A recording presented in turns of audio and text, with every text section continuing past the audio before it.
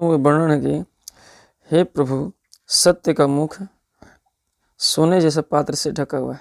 कौन सा पात्र? सोने जैसे पात्र से ढका हुआ है। इसलिए सत्य धर्म की प्राप्ति के लिए मन से मोह माया त्याग देना चाहिए। सत्य धर्म की प्राप्ति के लिए क्या करनी चाहिए? मन से मोह माया को त्याग देनी चाहिए, तभी सत्य की प्राप्ति संभव है। यानी कि सत्य के बगैर मतलब मोह माया बिना त्याग के बगैर सत्य धर्म की प्राप्ति नहीं हो सकती है। ठीक है ना।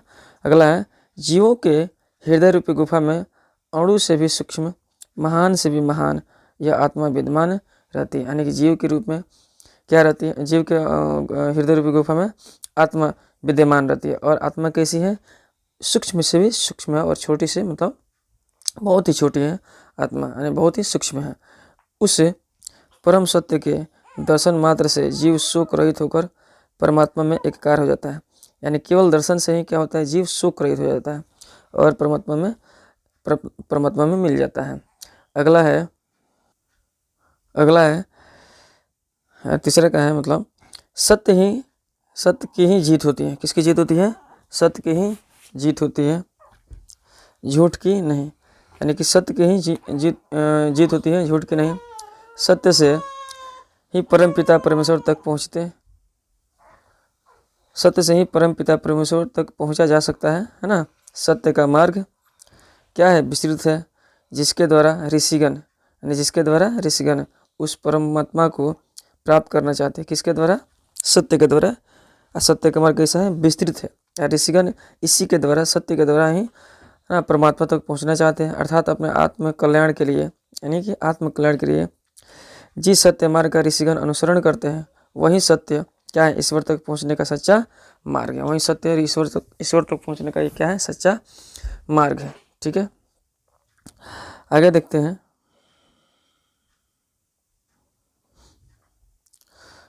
हैं।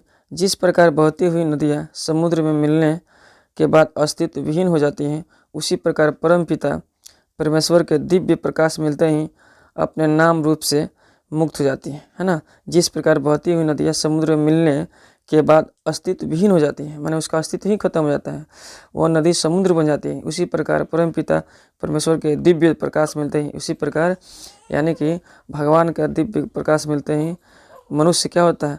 भगवान में विलीन हो जाता है, परमात्मा में विलीन हो जाता है। अगला है,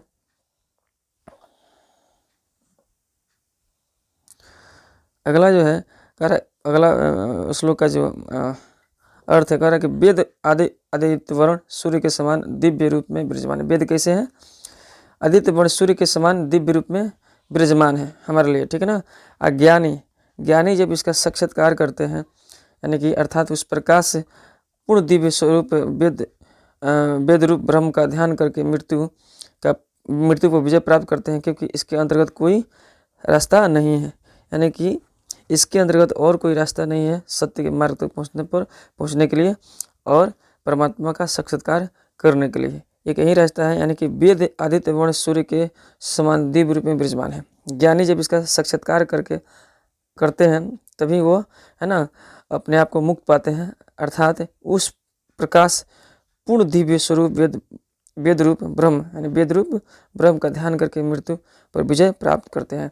यानी क्या? ध्यान करके, वेद रूप ब्रह्म का ध्यान करके ही मृत्यु पर विजय प्राप्त की जा सकती है, क्योंकि इसके अंतर्गत कोई और रास्ता नहीं है। अगला है पाटलिपुत्र। अगला जो चैप्टर है पाटलिपुत्र वैभव है ना। इसमें पहला जो पेज है, मतलब उसका पहला जो श्लोक है इसका है, प्राचीन भारतीय नगरों में एक पाटलिपुत्र गंगा नदी के किनारे अवस्थित अद्भुत महानगर हुआ। मैंने प्राचीन भारतीय नगरों में सबसे पुराने भारत के जो नगर थे उनमें से एक पाटलिपुत्र गंगा नदी के किनारे, किस नदी के किनारे? गंगा नदी के किनारे अवस्थित एक अद्भुत एक महान नगर है ना। अगला देखते हैं। अगला है, इसके विषय में दामोदर गुप्त नामक कवि कुटनिमत, यानी कि दामोदर गुप्त नाम के कवि जो थे कुटनिमत नामक काव्य में उन्होंने ये वर्णन किया है ना। तो कुटनिमत क्या है? एक काव्य है। क्या है? काव्य है। अगला है कि पृथ्वी के तिलकभूत विद्वानों का कुल गृहभूतम है ना इंद्रालय को भी जीतने वाला पाटलिपुत्र नाम का नगर है। यानी कि पृथ्वी के तिलभूत विद्वानों का कुलग्रहभूत इंद्रालय को भी जीतने वाला पाटलिपुत्र नाम का नगर है। पाटलिपुत्र नाम का नगर क्या है? इंद्रालय को भी जीतने वाला इसे कहा गया है। अगला है, इतिहास में से ज्ञात होता है कि बुद्ध, है ना, भगवान जो बुद्ध थे, यानी कि इतिहास से ज्ञात होता है कि बुद्ध के समय में गंगा नदी के किनारे पाटली ग्राम अवस्थित था। बुद्ध के समय में गंगा नदी के किनारे पाटली ग्राम क्या था? अवस्थित था। यहाँ भगवान बुद्ध अनेक बार आए। यहाँ भगवान बुद्ध क्या अनेकों बार आए। ठीक है ना। अगला है देखिएगा, उन्होंने कहा था कि यह नगर, किसने कहा था? उन्होंने कहा था कि यह नगर महानगर हो। क्या होगा? यह नगर महानगर होगा, लेकिन कलह, आग और बाण से सदा घिरा रहेगा। किसने कहा था? यानी कि भगवान बुद्ध ने कहा था कि यह जो नगर है कलह, आग और बाण से हमेशा घिरा रहेगा। कालांतर में पाटलीग्राम को ही, यानी कि समय बीतने पर पाटलीग्राम को ही पाटलिपुत्र कहा गया। पाटलीग्राम को ही क्या कहा गया? पाटलिपुत्र कहा गया। चंद्रगुप्त मौर्य के समय इस नगर का शोभा और सुरक्षा प्रबंध अति उत्तम था। यानी कि जिस समय चंद्रगुप्त मौर्य राज्य कर रहे थे उस समय इस नगर का शोभा और सुरक्षा प्रबंध अति उत्तम था, बहुत ही अच्छा था। यह बात किसने कही है? यूनानी राजदूत मेगास्थनीज, यानी मेगास्थनीज कहाँ का था? यूनान का था। तो यूनानी राजदूत मेगास्थनीज अपने यात्रा वृत्तांत में लिखा है। तो मेगास्थनीज यूनान का था और इसकी जो किताब का नाम था वो इंडिका का था। इस इंडिका में ही लिखा हुआ है। यानी यात्रा वृत्तांत मतलब होता है जो ये घूमने आया था भारत में, तो भारत को देखकर अपनी किताब में लिखा। इस नगर का वैभव प्रियदर्शी अशोक के समय और अधिक समृद्ध था। यानी इस नगर का जो वैभव था प्रियदर्शी अशोक को कहा गया है। तो अशोक के समय और ही आगे बढ़कर, मतलब कि चंद्रगुप्त मौर्य से भी अधिक, मतलब उस समय इसका वैभव हो गया था। ठीक है ना। तो पहले तो चंद्रगुप्त मौर्य है, उसके बाद में अशोक के समय इसका जीर्णोद्धार होता है। ठीक है। अगला है कि पाटलिपुत्र की, है ना, विदम परंपरा प्राचीन काल से ही, है ना। ऐसा राजशेखर ने अपने काव्यमीमांसा नामक पुस्तक में सदा स्मरण किया है। तो राजशेखर की जो किताब है काव्यमीमांसा, है ना, इसमें उन्होंने लिखा है। अगला है कि यहाँ यानी पाटलिपुत्र में वर्षों तक पाणिनि, कौन? पाणिनि, पिंगल, ब्याडी, है ना। तो पाणिनि, पिंगल, ब्याडी, वारुचि, है ना, पतंजलि, परीक्षित होते हुए, है ना, प्रसिद्धि को प्राप्त किए इसी जगह से। यानी पाटलिपुत्र से ही इतने महान हस्ती, महान विभूति, यानी कि पाणिनि, पिंगल, ब्याडी, है ना, वारुचि, पतंजलि, परीक्षित होते हुए यहाँ प्रसिद्धि को प्राप्त किए। कुछ संस्कृत पुस्तकों और पुराणों में पाटलिपुत्र का नाम, दूसरा नाम क्या है?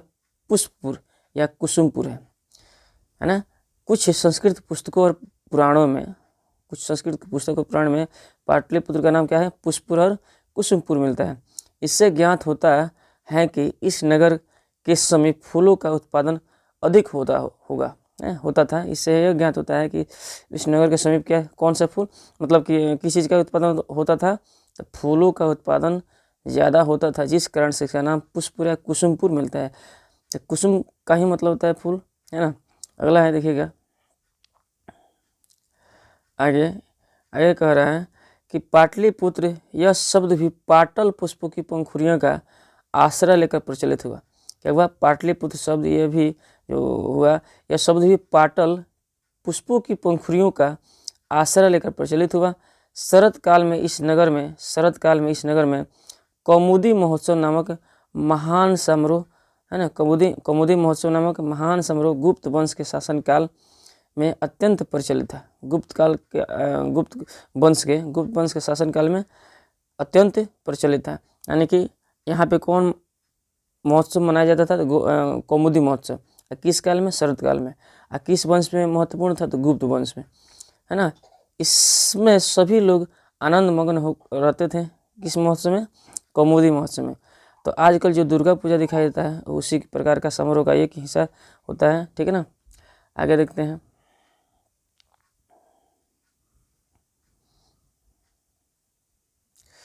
कह रहा है कि समय परिवर्तन के कारण यद्यपि मध्यकाल में पाटलिपुत्र 1000 वर्ष तक लगभग जीर्णता अर्थात श्रीहीनता में रहा। इसका संकेत अनेक साहित्यिक ग्रंथों मुद्रा राक्षस आदि में मिलता है। मुगल वंश के शासनकाल में इस नगर का पुनरुद्धार हुआ। मुगल वंश के शासनकाल में इस नगर का क्या हुआ? पुनरुद्धार हुआ। अंग्रेजों के शासनकाल में पाटलिपुत्र का अच्छा विकास हुआ है। मध्यकाल में ही इस नगर का नाम क्या हो गया? पटना प्रसिद्ध हो गया। आगे देखते हैं। कह रहे कि यह शब्द मतलब क्या, कौन सा शब्द? तो पटना जो शब्द है पतन शब्द से निर्गत है, निकला हुआ है। पटन शब्द से निकला हुआ है। आज भी नगर की देवी पटन देवी पूजित है, यानी कि नगर की देवी कौन है? पटन देवी। आज भी इसको पूजा की जाती है ना। अगला है, आजकल पाटलिपुत्र अत्यंत विशाल है, बहुत ही बड़ा है। अत्यंत विशाल मतलब बहुत बड़ा है और बिहार राज्य की राजधानी है। बिहार राज्य की राजधानी पटना है, यानी पाटलिपुत्र। आए दिन नगर का विस्तार हुआ है, यानी कि आए दिन नगर का विस्तार मतलब फैला हुआ है ना। इसके उत्तर की ओर गंगा नदी बहती है। किसके उत्तर की ओर? तो पटना के उत्तर की ओर गंगा नदी बहती है। उसके ऊपर गंगा सेतु पुल है, यानी कि गंगा नदी के ऊपर कौन सेतु पुल है? गांधी सेतु पुल। यहाँ पे गंगा सेतु नहीं, गांधी होगा। क्या होगा? गांधी सेतु पुल है। एशिया महादेश का सबसे बड़ा सड़क सेतु इसको कहा जाता है। गांधी सेतु को क्या कहा जाता है? एशिया महादेश का सबसे बड़ा सड़क सेतु का मतलब होता है पुल। आगे देखिए। और इसमें कि रेलयान सेतु भी निर्माणाधीन है। तो वर्तमान समय में रेलयान जो सेतु है, माने पुल है, वो बन चुका है। लेकिन उस समय की घटना है, जो निर्माणाधीन था उस समय का यह घटना है। इस नगर में उत्कृष्ट संग्रहालय, उच्च न्यायालय, सचिवालय किसमें? पटना में ही है। संग्रहालय है, उच्च न्यायालय है, सचिवालय है, गोलघर है, तारामंडल, जैविक उद्यान, मौर्यकालीन भग्नावशेष। इसको मौर्यकालीन भग्नावशेष का मतलब होता है मौर्यकालीन में जो बचे खुचे जो अवशेष है वो दिखाई देते हैं, है ना। महावीर मंदिर भी है आदि दर्शनीय, यानी अगर आप देखना चाहते हैं तो इन सारी चीज़ों को आप पटना में जाकर देख सकते हैं। इन सारी चीज़ को याद रखना है, यह दर्शनीय स्थल है। पूछता भी है, प्राचीन पटना नगर में सिख संप्रदाय का पूजनीय स्थान, यानी कि सिख संप्रदाय का भी पूजनीय स्थान वहाँ पे है। कहाँ? वर्तमान पटना में, प्राचीन पटना नगर में सिख संप्रदाय का पूजनीय स्थान आज भी वो है।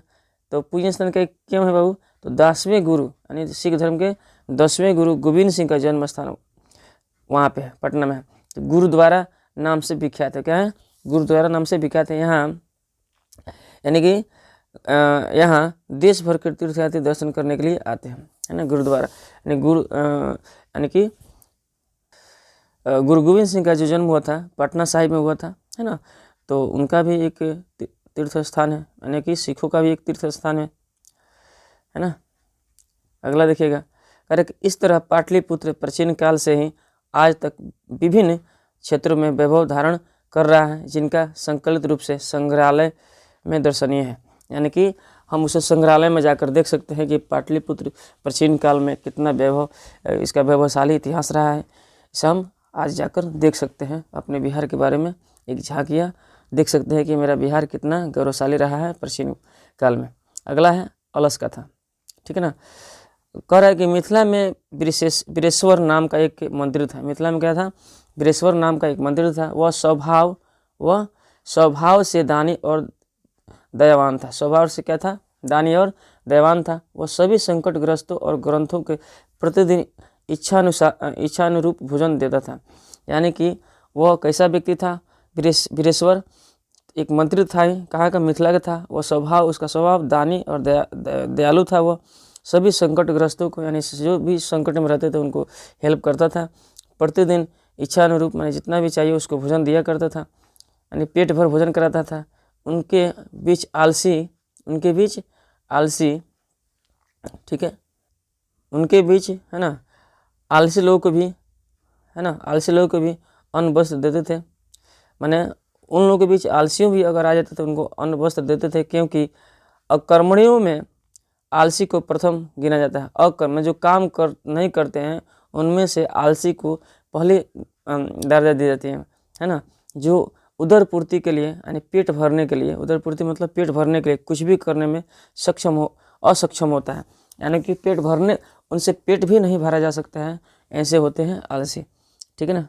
अगला कहता है कि तब आलसी लोगों के लाभ के सुनकर वहाँ तूंद, यानी कि ये सब कुछ लोग देखे कि आलसी लोग भी खा रहे हैं, तो कुछ बनावटी आलसी भी यानी तूंद भरने के लिए यानी कुछ बनावटी आलसी भी लोग जमा हो गए। यानी कि जहाँ पे आलसियों को भोजन कराया जा रहा था वहाँ पे कुछ बनावटी आलसी भी क्या हो गए, जमा हो गए भोजन करने के लिए। कहा गया है कि सुविधाजनक स्थिति, यानी कहा गया है कि सुविधाजनक स्थिति को सभी पसंद करते हैं, यानी कि सुविधा जहाँ मिलती है उसे सभी पसंद करते हैं। आपकी जातियों का सुख देखकर कौन नहीं दौड़ता, यानी कि कोई देखता है कि यहाँ पे इन जातियों के सुख मिल रहे हैं, हमारे ही जाति के सुख मिल रहे हैं, तो उस टाइप की जातियाँ दौड़ी दौड़ी चली जाती हैं। तो जो बनावटी आलसी थे, यानी जो आलसी नहीं थे, वो अपने छद्म रूप धारण किए हुए थे, वो भी लोग जाकर क्या करने लगे थे, भोजन करने लगे थे। वो भी देखे कि यहाँ पर लोग भोजन कर रहे हैं तो हम भी क्यों ना कर लें, इसलिए ये लोग दौड़े दौड़े वहाँ पे चले गए। देखिए आगे क्या होता है।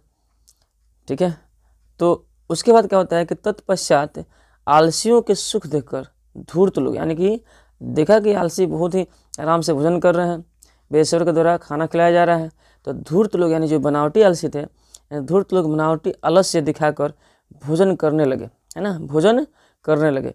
इसके बाद आलसियों पर अत्यधिक धन व्यय को देखकर सेवकों द्वारा विचार किया गया। क्या किया गया, विचार किया गया। जो बुद्धि से अक्षम है उनके लिए ही दयापूर्वक मालिक सम्मान दिलवाते हैं। जो बुद्धि से अक्षम है उनके ही लिए ना दयापूर्वक मालिक जो है सम्मान दिलवाते हैं।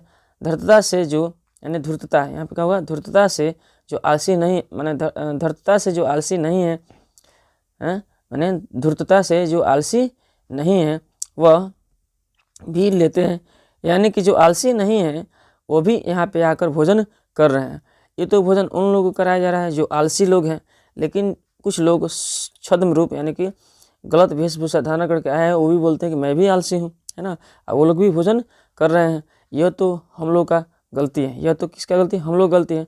तब आलसी व्यक्तियों की परीक्षा के लिए आलसी व्यक्तियों की परीक्षा ली जाए, ऐसा विचार किया गया कि है ना कि आलसियों का अब क्या किया जाए, परीक्षा ली जाए, है ना। ऐसा विचार कर आलसियों के निवास गृह में सेवकों ने आग लगा दी। यानी कि हुआ क्या कि जब बनावटी आलसी भी भोजन करने लगे तो अब थोड़ा बहुत दिक्कत होने लगा। यानी कि जो भी रसद यानी खाना बनाने वाले या फिर खिलाने वाले थे, तो थोड़ा सा रसद का भी प्रॉब्लम हो गया। यानी कि अब सब लोग आकर एक ही जगह खाना खाएंगे तो कुछ प्रॉब्लम होगा ही होगा। तो लोगों ने सोचा कि आखिर इतना सारा आलसी कहाँ से आ गया सब। तो उन्होंने क्या किया कि इन लोगों को परीक्षा लेने की सोचा कि ठीक है देखते हैं कि वास्तव में कौन आलसी है। तो उसने क्या किया कि जो जहाँ पे भोजन कराया जा रहा था उसी में ही आग लगा दिया गया, जहाँ पे ठहरे हुए थे लोग, है ना, लोग जहाँ पे ठहरे हुए थे, जो आलसी जो ठहरे हुए थे, उसी में क्या किया गया, आग लगवा दिया गया। सेवकों ने क्या कर दिया, आग लगा दिया।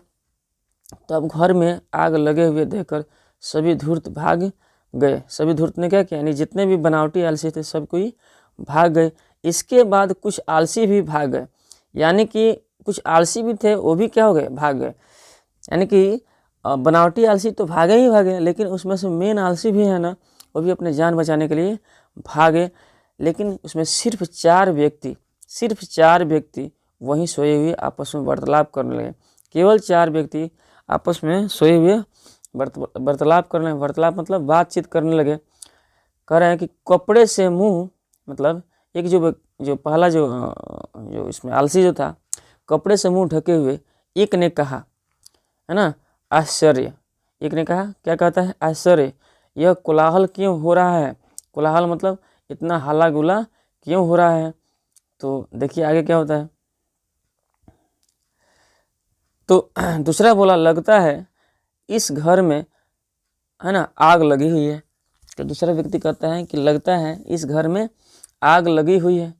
तो उसमें से जो तीसरा था वो बोलता है, कोई भी ऐसा धार्मिक व्यक्ति नहीं है, कोई भी ऐसा धार्मिक व्यक्ति नहीं है जो इस समय यानी जो आग लगा हुआ है, जो इस समय जल से भीगे वस्त्र या चटाई भी हो, है ना, चटाई को भी भिगा कर हम लोगों को ढक दे। यानी तीसरा व्यक्ति जो कहता है कि कोई ऐसा धार्मिक व्यक्ति नहीं है जो जल से भीगे हुए वस्त्र यानी चटाई को भी भिगाकर हमारे मुंह को हम लोग को ढक दे। तो चौथा जो इसमें है वो कहता है कि अरे बचाल मतलब होता है ज़्यादा बोलने वाले। अरे बचाल, कितनी बातें बोलते हो, यानी कितनी बातें बोल रहे हो, चुपचाप क्यों नहीं रहते। यानी कि वो इतना आलसी था कि उसको बोलना भी पसंद नहीं था, है ना। तो आगे देखते हैं आगे क्या होता है। आगे यह है, तब चारों को इस प्रकार का वार्तालाप को सुनकर और आग उनके ऊपर गिर जाएगा। मतलब कि देखा गया कि चारों ही वार्तालाप कर रहे हैं, आग लगा हुआ है ना, जल रहा है, ये लोग वार्तालाप कर रहे हैं, उठना भी नहीं चाहते हैं, एक दूसरे को बोल रहे हैं कि कोई ऐसा व्यक्ति नहीं कि जो हमको उड़ा दे चादर, है ना। चौथा कह रहा है कि तुम लोग चुपचाप रहो, सो चुपचाप। तो ऐसा देखकर जो वहाँ के जो सेवक थे उन लोगों को लगा कि तो मर जाएगा सब इसी में। तो ऐसा देखकर सेवकों ने हत्या के भय से चारों के केस खींचकर घर से बाहर निकाला गया। इसके पश्चात उन्हें देखकर सेवकों ने पढ़ा, तो स्त्रियों की गति अर्थात कल्याण जो करने वाला, स्त्रियों की गति यानी कल्याण करने वाला उसका पति होता है, और बच्चों की गति यानी बच्चों का कल्याण कौन करती है, उसकी माता। तो स्त्रियों की गति के लिए पति है और बच्चों के कल्याण के लिए उसके माता है। ठीक है, अगला देखते हैं।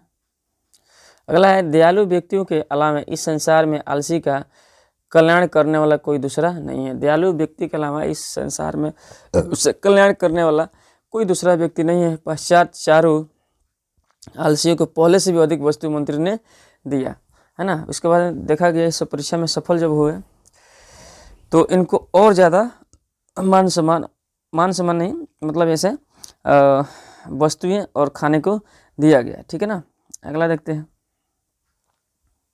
अगला है पाठ 4, है ना। पाठ 4 क्या कर रहा है, संस्कृत साहित्य लेखक है। ठीक है ना, देखिए इसमें कह रहा है कि विशाल संस्कृत साहित्य विभिन्न कवियों और शास्त्रकारों द्वारा बढ़ाया गया। विशाल संस्कृत साहित्य विभिन्न कवियों और शास्त्रकारों द्वारा बढ़ाया गया। वैदिक काल से प्रारंभ करके शास्त्रों और काव्यों की रचना और संरक्षण में जैसे पुरुष दत्तचित थे वैसे स्त्रियां भी दत्तचित थी, माने लगी रही। माने विशाल संस्कृत साहित्य विभिन्न कवियों और शास्त्रकारों द्वारा बढ़ाया गया। वैदिक काल से प्रारंभ करके शुरू करके, वैदिक काल से बहुत प्राचीन ये काल है ना। वैदिक काल से प्रारंभ करके शास्त्रों और काव्यों की रचना और संरक्षण में जैसे पुरुष दत्तचित थे, यानी पुरुष भी लगे रहते थे, वैसे ही स्त्रियां भी लगी रहती थी। वैदिक युग में मंत्रों के दर्शक न केवल ऋषि थे, यानी मंत्रों के दर्शक यानी मंत्रों को पढ़ने वाले या वैसे सुनने वाले क्या न केवल ऋषि थे बल्कि ऋषियाँ भी थी, ऋषिकाएँ भी थी। यानी कि कैसे, तो ऋग्वेद में 24 और अथर्ववेद में 5, है ना। ऋग्वेद में 24, अथर्ववेद में 5 मंत्र दृष्टा ऋषिकाओं का उल्लेख है। मंत्र दृष्टा ऋषिकाओं का उल्लेख किया गया है, स्त्री ऋषिकाओं का उल्लेख किया गया है। और इसमें क्या है, जैसे उन लोगों जो 5 का नाम है यामी, अपला, उर्वशी, इंद्राणी और वगाम्भृणी। तो इन 5 गो थी ऋषिकाएँ, है ना। तो अथर्ववेद का उल्लेख किया गया है। अगला है कि बृहदारण्यक उपनिषद में याज्ञवल्क्य की पत्नी मैत्रेयी दार्शनिक विचार वालों का वर्णन है। वो कैसे विचार वाली थी मैत्रेयी, दार्शनिक विचार वालों के वर्णन है। याज्ञवल्क्य आत्मतत्व की शिक्षा देते हैं। याज्ञवल्क्य किसकी शिक्षा देते हैं, आत्मतत्व। जनक की सभा में शास्त्रानुपूर्ण गर्गी और वाचनवी रहती थी। कौन रहती थी, जनक की सभा में शास्त्रानुपूर्ण गर्गी और वचनवी रहती थी। महाभारत में भी जीवन पर्यंत वेदांत के अनुशूलन में संलिप्त सुलभ का वर्णन है। जीवन पर्यंत वेदांत के अनुशूलन के संलिप्त सुलभ का वर्णन है। अगला देखते हैं। आगे है कि लौकिक संस्कृत साहित्य में 40 कवित्रियों का 50 पद इधर उधर मिलते हैं। यानी लौकिक संस्कृत साहित्य में 40 कवित्रियों का 50 पद इधर उधर मिलते हैं। उनमें विजयंका प्रथम है। वह श्याम वर्ण थी, यानी श्याम वर्ण थी। वो कैसी थी? विजयंका कैसी थी? श्याम वर्ण थी, है ना, सांवली थी, जो इस पद से स्पष्ट होता है। विजयंका नील कमल सदृश थी। विजयंका किसके सदृश थी? तो नील कमल के जैसी थी। दंडिन का यह कहना है, मैं दंडिन उसमें एक कवि कहते हैं सरस्वती शुक्ला वर्णा है, यह झूठ है। मतलब कि उनकी कहना है कि वो सरस्वती शुक्ला वर्णा थी, यह झूठ है ना। अगला है, उसका समय 8वीं शताब्दी अनुमान किया गया। उसका समय 8वीं शताब्दी अनुमान किया जाता है। चालुक्य वंशीय चंद्रादित्य ने, चालुक्य वंश कौन थे? चंद्रादित्य को रानी विजय भारिका, चालुक्य वंशीय चंद्रादित्य को रानी विजय भारिका को ही विजयंका मानते हैं। चालुक्य द्वितीय वंशीय चंद्रादित्य को रानी, जो चंद्रादित्य को रानी थी विजय भारिका को ही क्या माना जाता है? विजयंका माना जाता है। तो ऐसे आप पूछा जा सकता है कि चंद्रादित्य किस वंश के थे? तो चालुक्य वंश के। इनके रानी का नाम क्या था? तो विजय भारिका था, और विजय भारिका को ही क्या माना जाता था? विजयंका माना जाता था, ठीक ना। लेकिन क्या हुआ? लेकिन शिला भट्टारिका, है ना, देव कुमारिका, राम बदरम्बा आदि दक्षिण भारतीय संस्कृत के लेखिका, है ना, दक्षिण भारत संस्कृत के लेखिका अपने स्फुट पद्यों द्वारा प्रसिद्ध है। अगला है कि विजयनगर के सम्राट संस्कृत भाषा के लिए किए गए प्रयास सर्वविदित है। सब कोई जानता है कि विजयनगर के सम्राट संस्कृत भाषा के लिए कितने प्रयास किए। उनके अंतःपुर में भी संस्कृत रचना ने निष्णात रानियाँ थीं। कंपा राय, यानी कि कंपा राय कब हुई? 14वीं शताब्दी की पत्नी, यानी कंपा राय कब हुई? 14वीं शताब्दी में की पत्नी, कंपा राय की पत्नी, ठीक है, कंपा राय की पत्नी रानी गंगा देवी। कौन? रानी गंगा देवी मधुर विजय नाम का महाकाव्य की रचना की। यानी कंपा राय की पत्नी रानी गंगा देवी कौन सा विजय? तो मधुर विजय नाम का महाकाव्य, कौन सा काव्य? महाकाव्य की रचना की। अपने स्वामी की मुद्रय विजय की घटना पर आश्रित है। उनके स्वामी यानी कि कंपा राय की मधुर विजय की घटना पर यह आधारित है, मधुर विजय। उसमें अलंकारों का सन्निवेश हृदय वर्जक है। बहुत ही ज़्यादा अलंकार का, बहुत ही सुंदर अलंकार का प्रवेश किया गया है। कौन सी किताब में? मधुर विजय में। उसी राज्य में 16वीं शताब्दी में शासन करते हुए अच्युत राय की रानी तिरुवलंबा, यानी अच्युत राय की पत्नी कौन थी? तिरुवलंबा वरदाम्बिका प्रणय, यानी वरदाम्बिका प्रणय की रचना करती है। और किस नाम से? चंपू काव्य के नाम से रचना करती है। उसमें संस्कृत गद्य की शोभा समस्त पदावली के विन्यास से सुशोभित है ना। संस्कृत साहित्य में प्रयुक्त दीर्घतम समस्त पद वहीं प्राप्त होते हैं, ठीक है। आगे देखते हैं।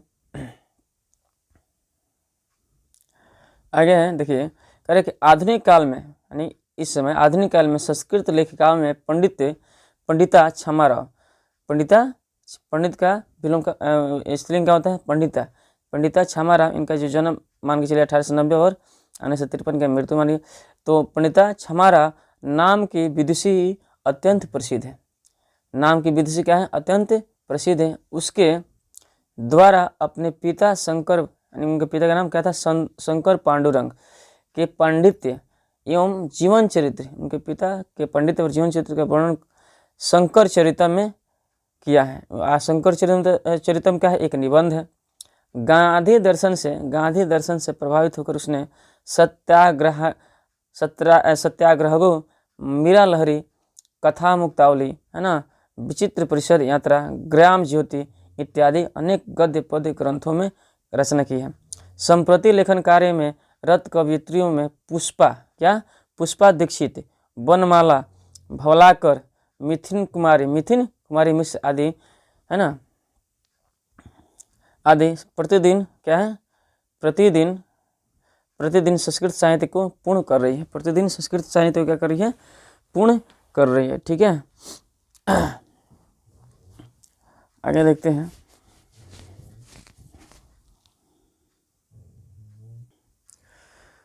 अगला है, ठीक है, अगला पाठ है भारत महिमा, है ना, भारत महिमा देखते हैं।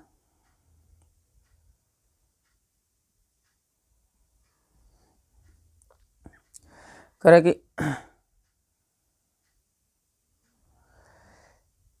है कि देवगण गीत गाते हैं, वे लोग धन्य हैं, क्या है, वे लोग धन्य हैं जिसने स्वर्ग और मोक्ष प्रदान करने योग्य साधन भूल भारत भूमि देवता के रूप में पुनः पुनः जन्म लेते हैं, पुनः पुनः क्या लेते हैं, जन्म लेते हैं। ठीक ना, पुनः पुनः जन्म लेते हैं।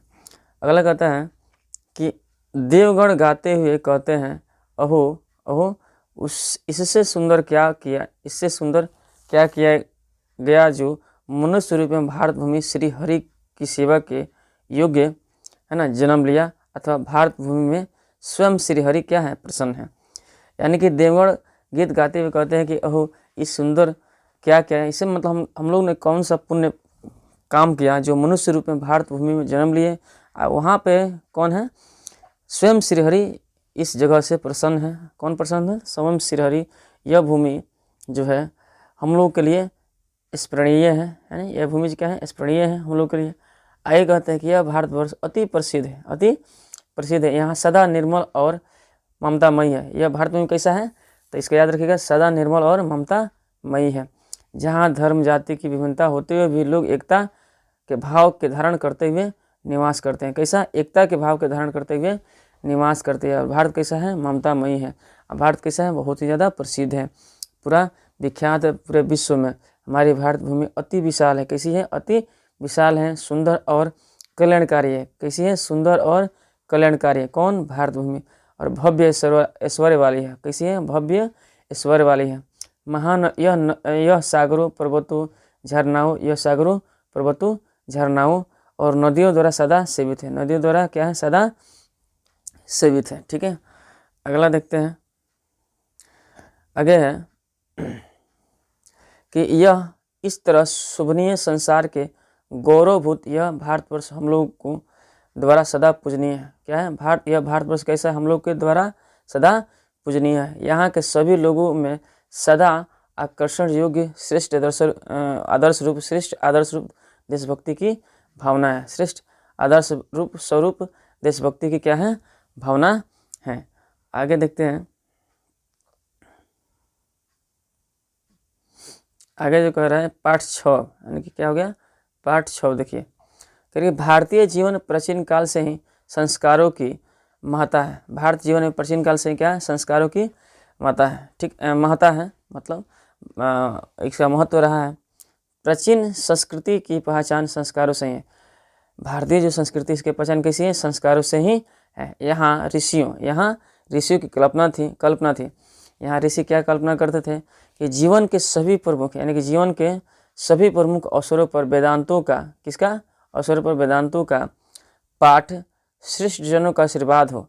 यानी कि सभी महत्वपूर्ण अवसरों पर वेदांतों का पाठ हो और श्रेष्ठ जनों जो बड़े बुजुर्ग हैं उनका आशीर्वाद लिया जाए, और परिवार के सभी सदस्यों का मिलाप होनी चाहिए। पूरे जो सदस्य हैं एक दूसरे से मिलाप हो, है ना, एक दूसरे से क्या हो, प्रेम से रहें। ये सभी संस्कारों का आयोजन से ही संभव हो पाता है। यानी कि ये सभी संस्कारों के आयोजन से ही संभव हो पाता है। इस तरह संस्कार का महत्व है। इस तरह से क्या है, संस्कार का महत्व है। लेकिन क्या, संस्कार का मूल अर्थ परिमार्जन और गुणों का साधना है। संस्कार का मूल अर्थ क्या है, परिमार्जन और गुणों का साधना है। ठीक है ना, इसको याद रखें, परिमार्जन और गुणों का क्या है, साधना है। नहीं भूलना चाहिए कि इस तरह संस्कार मानव का क्रमशः परिमार्जन में दोषों को दूर करने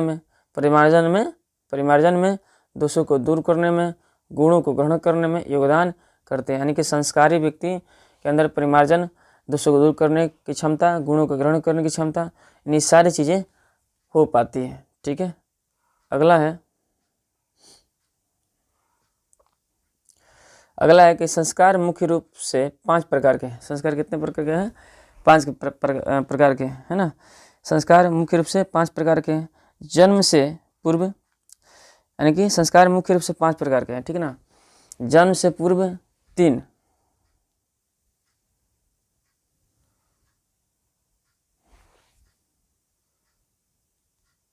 जन्म से पूर्व 3, शैशवावस्था में 6, है ना। शैक्षिक में 5, है ना। यानी कि जन्म से पूर्व ये पहले का हो गया। शैशव में जन्म से पूर्व कितने हैं? जन्म लेने से पहले 3 संस्कार हैं, और शैशव अवस्था में 6 गो है, शैक्षिक में 5 गो है और 5 संस्कार हैं शैक्षिक में, विवाह रूप 1 और मृत्यु उपरांत 1। इस तरह से 16 संस्कार है। कितने संस्कार हैं? 16 संस्कार है। लेकिन प्रकार अगर देखा जाए तो मुख्य रूप से कितने प्रकार के हैं? तो 5 प्रकार के संस्कार हैं। संस्कार मुख्य रूप से कितने प्रकार के हैं? 5 प्रकार के हैं। आप पाँचों में कितने कितने हैं? जन्म से पूर्व 3, शैशवावस्था में 6, शैक्षिक में 5 संस्कार और विवाह रूप में 1 और मृत्यु पर्यंत 1, यानी कि सभी मिलाकर कितने संस्कार है? 16 संस्कार। तो जन्म से पूर्व सांभ्रों में गर्भधान, है नहीं, सांभ्रों में क्या? गर्भधान। जन्म से पूर्व क्या? सांभ्रों में गर्भधान, पुष्पवन, सीमांतोन्नयन, ये तीनों याद रखें। गर्भधान, पुष्पवन, सीमांतोन्नयन 3 संस्कार हैं जन्म से पूर्व, है ना। सांभ्रों में गर्भधान, पुष्पवन, सीमांतोन्नयन 3 संस्कार जन्म से पूर्व है। यही गर्भ की रक्षा, यानी गर्भ की रक्षा, गर्भस्थ बच्चों को संस्कार रोपण और गर्भवती की प्रसन्नता का प्रयोजन की कल्पना है। शैशव संस्कार में क्या है? शैशवावस्था के जो संस्कार हैं, शैशव संस्कारों में जात कर्म पहला क्या है? इसमें शैशवावस्था में कितने संस्कार हैं? 6 गो हैं। इसमें पहला क्या है? जात कर्म, नामकरण, दूसरा, तीसरा निष्क्रमण, है ना, चौथा अन्नप्रसानम, है ना, 5वां चूर्णाकर और 6ठा जो है कर्णवेद क्रमशः है। तो याद रखिए शैशवावस्था में कितने हैं? जात कर्म, नामकरण, निष्क्रमण, अन्नप्रसानम, चूर्णाकरण और कर्णवेदम प्रसिद्ध है ना। कर्णवेद क्रमशः है। अगला देखते हैं। इन सभी को याद रखना होगा क्योंकि पूछता है कि निष्क्रमण कौन सा संस्कार है ना। तो शैशवावस्था के संस्कार है। इसी बार चूर्णाकरण कौन सा संस्कार है? शैशवावस्था का है। तो इसको याद करना होगा 6, ठीक है ना। तो ऐसे 16 याद कर लीजिए कौन से किस टाइप के संस्कार हैं। तो ऐसा है कि शिक्षा संस्कार में अच्छारंभ, अब आता है शिक्षा संस्कार। शिक्षा संस्कार में क्या है? अच्छारंभ, उपनयन, देवारंभ, केशवन और समावर्तन। क्या है?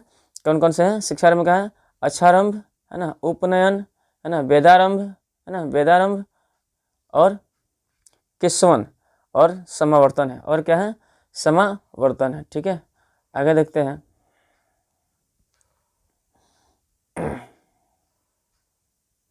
ठीक है, अच्छारंभ में क्या होता है कि अक्षर लेखन और अंक लेखन बच्चे प्रारंभ करते हैं। बच्चे जो होते हैं अच्छारंभ में शुरुआत में क्या करते हैं कि अक्षर लिखना और अंक लिखना सीखते हैं।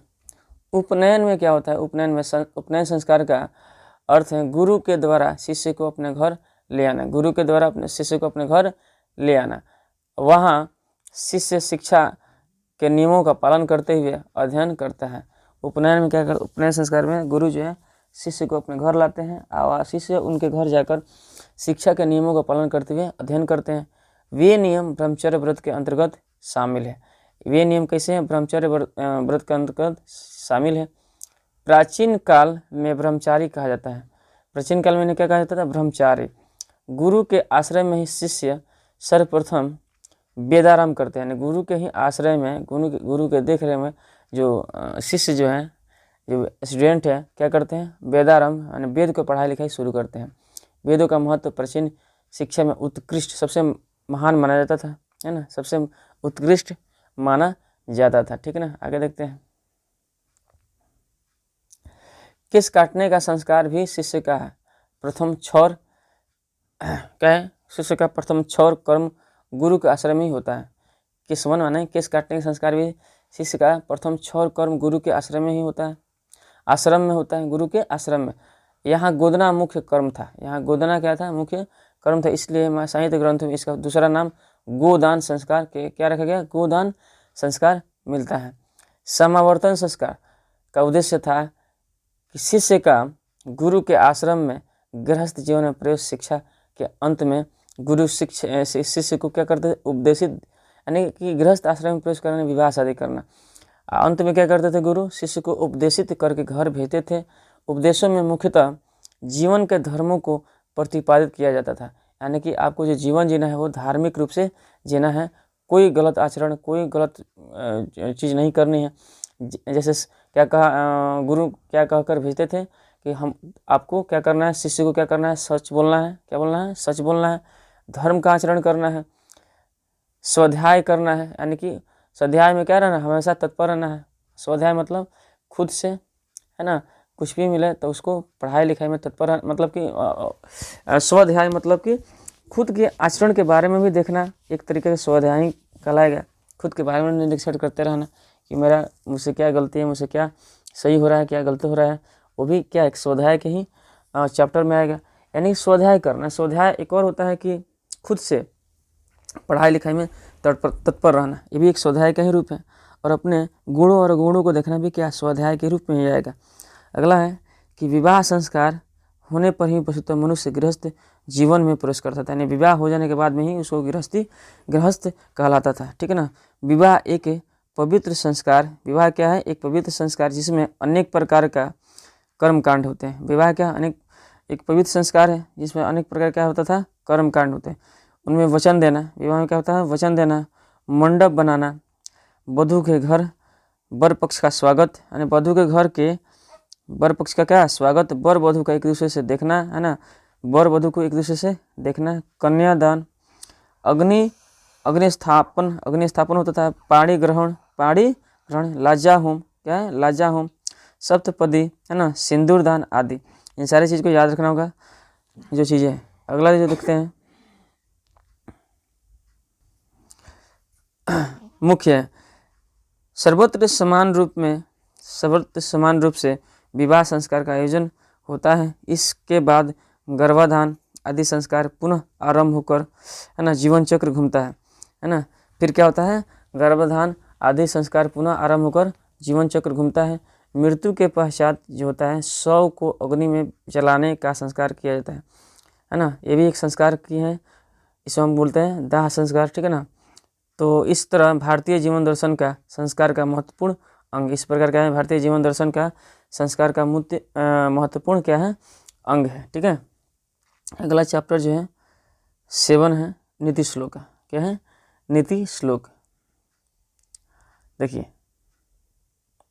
इसमें क्या है कि जिसके पहला कह रहा है कि जिसके कर्म को ठंडक, कौन, ठंडक, गर्मी, भय, भावुकता, सुख दुख है, जिसके कर्म को ठंडक, गर्मी, भय, भावुकता, सुख दुख आदि विनिष्ट नहीं करे उसे ही पंडित कहा जाता है। उसे ही क्या कहा जाता है, पंडित। तो जिसके कर्म को ठंडक, गर्मी, भय, भावुकता, सुख दुख आदि विनिष्ट नहीं करे उसे क्या कहा जाता है, पंडित कहा जाता है। अगला है सभी जीवों के रहस्य को जानने वाला, सभी कर्म के कौशल को जानने वाला, मनुष्यों के उपाय को जानने वाला मनुष्य को ही पंडित कहा जाता है, ठीक ना। अगला देखते हैं, अगला है कि मूर्ख हृदय वाला मनुष्यों में नीच बिना बुलाए हुए प्रवेश करता है। मूर्ख हृदय वाला मनुष्यों में नीच बिना बुलाए हुए प्रवेश करता है। बिना पूछे हुए बहुत बोलता है। अविश्वसनीय व्यक्ति पर विश्वास करता है। क्या करता है, अविश्वसनीय व्यक्ति पर विश्वास करता है। तो मूर्ख हृदय वाला मनुष्य नीचे बिना बुलाए कौन जाता है, मूर्ख हृदय वाला। बिना पूछे बहुत बोलता है, कौन, मूर्ख व्यक्ति। अविश्वसनीय व्यक्ति पर क्या करता है, विश्वास करता है, कौन, मूर्ख हृदय वाला, ठीक है ना। अगला है कि एक ही धर्म क्या है, श्रेष्ठ श्रेय देने वाला है। एक ही धर्म श्रेष्ठ श्रेय देने वाला है। एक क्षमा ही, यानी कि धर्म क्या है, श्रेष्ठ श्रेय देता है। एक क्षमा ही आत्मा का शांति प्रदान करता है। तो कौन जो उत्तम शांति है, तो उत्तम शांति कौन है, उत्तम शांति आत्मा नहीं, उत्तम शांति कौन है, तो क्षमा करना ही उत्तम शांति है। एक विद्या ही परम तृप्ति देने वाली है। तो तृप्ति कौन देती है, एक विद्या ही परम तृप्ति देने वाली है। और एक अहिंसा ही परम सुख देने वाला, सुख देने वाला कौन है, अहिंसा है। तो अहिंसा से हमें क्या मिलती है, सुख मिलती है। अहिंसा यानी हिंसा न करना, मारपीट क्या है, अहिंसा है। ठीक है, आगे देखते हैं। आगे देखिए, काम क्रोध और लोभ, काम क्रोध और लोभ ये 3 नरक के द्वार हैं। नरक के द्वार कितने हैं, 3। कौन कौन है, तो काम क्रोध और लोभ, है ना। अतः आत्मा को नष्ट होने से बचाने के लिए इन तीनों को छोड़ देना चाहिए। किन्हें छोड़ना चाहिए, काम क्रोध और लोभ को। किस लिए, तो आत्मा को नष्ट होने से बचाने के लिए। ठीक है ना। अगला है, ऐश्वर्य चाहने वाले व्यक्ति को निद्रा, तंद्रा और भय। ऐश्वर्य चाहने वाले व्यक्ति को क्या, निद्रा, तंद्रा, भय, क्रोध और आलस्य, क्रोध, आलस्य और दीर्घ सूत्रता। निद्रा, तंद्रा, भय, क्रोध, आलस्य और दीर्घ सूत्रता, ये 6 दोषों को त्याग कर देना चाहिए। तो ऐश्वर्य चाहने वाले व्यक्ति को कितने दोषों को त्यागना चाहिए, तो 6 दोष। कौन कौन है, निद्रा, तंद्रा, भय, क्रोध, आलस्य और दीर्घ सूत्रता। ठीक है, आगे देखते हैं। आगे है, आगे कह रहा है कि धर्म की रक्षा सत्य से, धर्म की रक्षा किससे, सत्य से। अब विद्या की रक्षा किससे, योग से। धर्म की रक्षा किससे होती है, सत्य से। विद्या की रक्षा योग से, योग रूप से, रूप की रक्षा रक्षा से, रूप की रक्षा स्वच्छता से, रूप की रक्षा स्वच्छता से। ठीक ना। योग यानी कि विद्या की रक्षा योग से, धर्म की रक्षा सत्य से, विद्या की रक्षा है ना योग से, रूप की रक्षा स्वच्छता से, और कुल की रक्षा है ना वृत्ति से होता है। कुल की रक्षा वृत्ति से होता है। ठीक है, आगे देखते हैं। आगे, हे राजन, सदा सत्य, सदा प्रिय बोलने वाले, यानी सदा प्रिय बोलने वाले आसानी से मिल जाते हैं। सदा प्रिय बोलने वाले यानी मीठे बोलने वाले आसानी से मिल जाते हैं, लेकिन अप्रिय हितकारी बोलने वाला और सुनने वाला दुर्लभ है। माने अप्रिय हो लेकिन क्या हो, हितकारी हो। अप्रिय हो लेकिन हित में हो, अपने हित में हो, ऐसे लोगों का होना और सुनना क्या है, दुर्लभ है ना, दुर्लभ है। अगला है, घर की लक्ष्मी, घर की लक्ष्मी, घर की ज्योति, घर की लक्ष्मी, घर की ज्योति, पवित्र आत्मा, सौभाग्यवती स्त्री को पूजनीय कहा गया, स्त्री को पूजनीय कहा गया। अतः इनकी रक्षा विशेष रूप से करनी चाहिए। तो घर की लक्ष्मी किसको कहा गया, स्त्रियों को। घर की ज्योति स्त्रियों को, पवित्र आत्मा स्त्रियों को, और सौभाग्यवती स्त्रियों को, और पूजनीय भी किसको कहा गया, स्त्रियों को कहा गया। इसलिए अतः इनकी रक्षा विशेष रूप से करनी चाहिए। आगे देखते हैं। अगला है कि विनय अपयश को नष्ट करता है। कौन अपयश को नष्ट करता है, तो विनय। और पराक्रम अनर्थ को नष्ट करता है, पराक्रम अनर्थ को नष्ट करता है। क्षमा क्रोध को नष्ट करता है, क्षमा जो है क्रोध को नष्ट करता है। और सदाचरण कुलक्षरण को नष्ट करता है। सदाचरण कुलक्षरण को क्या करता है, नष्ट करता है। ठीक है, तो आगे देखते हैं। अगला है पाठ कर्मवीर पाठ। ठीक है, कह रहा है कि बिहार राज्य के दुर्गम क्षेत्र में भीखन टोला नाम का एक गांव है। ठीक है ना। बिहार राज्य के, कौन सा राज्य, बिहार राज्य के दुर्गम क्षेत्र में भीखन टोला नाम का क्या है, एक गांव है। वहाँ अति निर्धन शिक्षा विहीन और अति कष्ट से जीवन जीने वाले लोग रहते हैं। शिक्षा विहीन यानी कि वो अनपढ़ हैं और बहुत ही कष्ट में हैं, फिर भी है ना वो जी रहे हैं। उनमें भी नीच लोगों के परिवार गांव के बाहर स्थित झोपड़ियों में रहते हैं। फिर भी उसमें भी क्या है, कुछ लोग नीच लोग यानी कि निम्न जाति के जो लोग हैं गांव के बाहर झोपड़ियों में रहते हैं। झोपड़ी टूटी होने के कारण सिर्फ धूप से ही परिवार के लोगों को रक्षा करती है, यानी केवल धूप से ही रक्षा करती है, पानी से नहीं, वर्षा से नहीं। यानी झोपड़ी भी क्या है, टूटी हुई है, केवल धूप से ही रक्षा हो रही है, पानी बरसेगा तो फिर अंदर जाएगा। परिवार में घर का मालिक उसकी परिवार में कौन कौन है? तो घर के मालिक जो हैं उसकी पत्नी है ना, उसकी पत्नी, उनके पुत्र और एक छोटी पुत्री है ना। अगला देखते हैं, उस गांव से कोस भर मात्र दूरी पर प्रशासन द्वारा एक प्राथमिक विद्यालय स्थापित किया गया है। प्राथमिक विद्यालय को खोला गया है। वहाँ एक नवीन दृष्टि से युक्त, यानी कि एक नवीन दृष्टि से युक्त सामाजिक समरसता, कौन सा? सामाजिक समरसता के पक्षपाती शिक्षक आए, यानी कि बहुत अच्छे टीचर शिक्षक आए जो किसी भी जात पात, किसी भी ऊंच नीच, किसी भी भेदभाव के वो क्या थे, किसी भी भेदभाव से ग्रसित नहीं थे, यानी कि किसी भी भेदभाव को मानने वाले नहीं थे, वह उच्च विचार वाले थे, है ना। ऐसे टीचर उस गांव में आए, भीखन टोला देखने आए। क्या? भीखन टोला देखने आए। वे कभी खेल में मग्न दलित बालक को देखकर सहज आकर्षण से अभिभूत हो गए। यानी जब वो आए गांव में तो देखे कि एक दलित बालक क्या कर रहा है, खेल रहा है, और इसको देखकर क्या अभिभूत हो गए। शिक्षक उस बालक को अपने विद्यालय में लाकर शिक्षा देने लगे। उस बालक को क्या करने लगे? अपने विद्यालय में लाकर शिक्षा देने लगे। बालक भी उनकी शिक्षा शैली से प्रभावित होकर, है ना, बालक भी क्या हो गया? उनकी शिक्षा शैली से क्या हुआ? प्रभावित हुआ, बहुत ही प्रसन्न हुआ। और शिक्षा कर्म को जीवन की उत्तम गति है, माने वो क्या कहने लगा? शिक्षा कर्म को जीवन जीवन की उत्तम गति है मानते हुए निरंतर अपने परिश्रम, है ना, निरंतर क्या करने लगा? परिश्रम करने लगा। ठीक है ना। यानी कि टीचर के प्रभाव में आकर वो बच्चा भी अपने आप को उस तरह से ढाल लिया कि वो शिक्षा को सबसे उत्तम गति मानने लगा, है ना।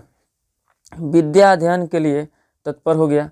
क्रमशः उच्च विद्यालय में जाने पर उसी शिक्षक के पढ़ाने और स्वाध्याय से प्रथम, यानी कि शिक्षक के पढ़ाने और स्वाध्याय से प्रथम, है ना, प्रथम स्थान प्राप्त किया।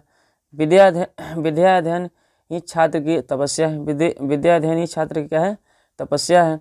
गुरु के उपदेश से पिता के पास धन न रहने पर भी छात्रवृत्ति के धन से नगर में जाकर महाविद्यालय में प्रवेश प्राप्त किया। यानी कि उसके पास रुपया पैसा निर्धन था, यानी रुपया पैसा नहीं भी था, फिर भी क्या, उतने पढ़ाई के बल पर उसे क्या मिला, है ना, छात्रवृत्ति मिली। और वो क्या किया? नगर में जाकर महाविद्यालय में प्रवेश कर लिया और वहाँ पे पढ़ाई शुरू कर दिया। वहाँ भी गुरुओं का प्रिय पात्र बनकर सतत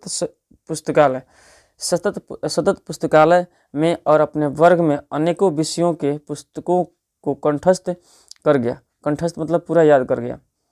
वहाँ बीए की परीक्षा में प्रथम स्थान प्राप्त कर अपने महाविद्यालय की प्रसिद्धि बढ़ाई। आगे देखते हैं।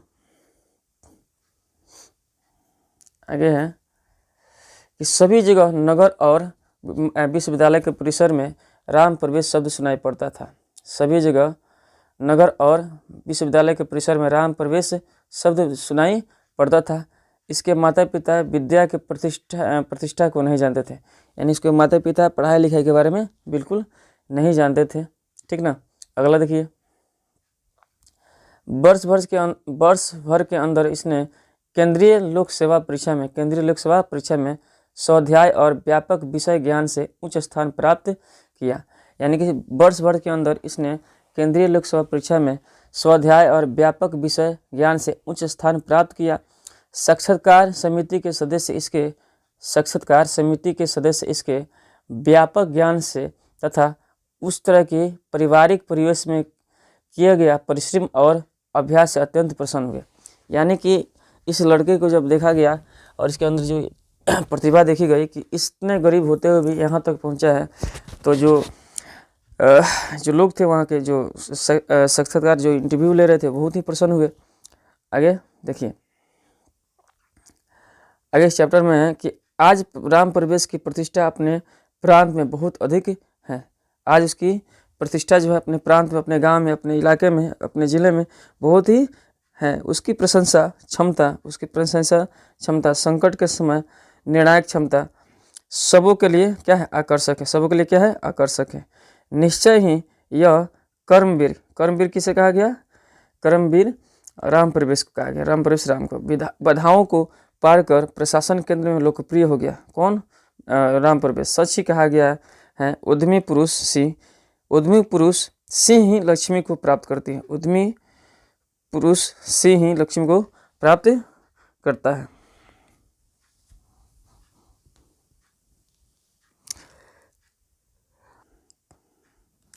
अगला है कि मध्यकाल में अनेक निंदनीय कुरीतियों ने भारतीय समाज को दूषित किया। मध्यकाल में अनेक निंदनीय कुरीतियों ने भारतीय समाज को दूषित किया है। जातिवाद है ना, जातिवाद कृत विषमता, अस्पृश्यता, धार्मिक कार्यों में आडंबर, स्त्रियों में अशिक्षा, मतलब कि स्त्रियों को शिक्षा न देना, विधवाओं की निंदित स्थिति, यानी कि विधवाओं की निंदित स्थिति, शिक्षा की अव्यक्तता, यानी कि शिक्षा की उतनी बोलबाल न था आदि दोष प्राचीन समय यानी कि पुराने समय में था। ठीक है ना। अतः अनेक दलित वर्ग के लोगों ने हिंदू समाज को छोड़कर दूसरे धर्म को स्वीकार किया। क्या किया? अनेक लोगों ने क्या किया? हिंदू धर्म को छोड़ा, यानी कि इतना इसमें भेदभाव था हिंदू धर्म में कि लोगों ने, दलित समाज के लोगों ने हिंदू धर्म को छोड़ा और दूसरे धर्म को क्या किया? स्वीकार किया, है ना, दूसरे धर्म को स्वीकार किया। इस तरह की विषम परिस्थितियों 19वीं शताब्दी में कुछ समाजधारक, है ना, सत्यान्वेषी समाज की विषमता को दूर करने वाले भारतवर्ष में प्रादुर्भाव हुआ। मैंने कुछ ऐसे लोग आए 19वीं शताब्दी के बाद, कुछ धर्म में जो चल रहा था या कुरीतियाँ, उसको ख़त्म करने के लिए प्रयास किए। उनमें निश्चय ही स्वामी दयानंद के विचारों की व्यापकता और समाज की उद्धार का संकल्प सर्वोच्च है ना। आगे देखते हैं कि स्वामी जी का जन्म, यानी कि जो दयानंद सरस्वती का जो जन्म गुजरात प्रदेश के टंकरा नामक, कहाँ पे? गुजरात प्रदेश के टंकरा नामक, है ना, टंकरा नामक गांव में 1824 में हुआ। कब हुआ? गुजरात के टंकरा नामक गांव 1824 में हुआ। बालक का नाम मूलशंकर, बालक का नाम क्या था? मूलशंकर रखा गया, बालक का नाम मूलशंकर रखा गया। संस्कृत शिक्षा से अध्ययन प्रारंभ किया, संस्कृत शिक्षा से क्या किया? अध्ययन प्रारंभ किया। कर्मकांडीय परिवार, कौन से परिवार? कर्मकांडीय परिवार में उस समय ऐसी व्यवस्था थी। शिवोपासक परिवार में मूलशंकर, शिवोपासक मतलब उसके परिवार के लोग शिव की उपासना करते थे। मूलशंकर, उनका नाम क्या था? दयानंद सरस्वती का पहला शुरू का नाम था मूलशंकर। के निमित्त शिवरात्रि, कौन? शिवरात्रि महापर्व का उद्घोषणा किया गया। शिवरात्रि महापर्व का क्या किया गया?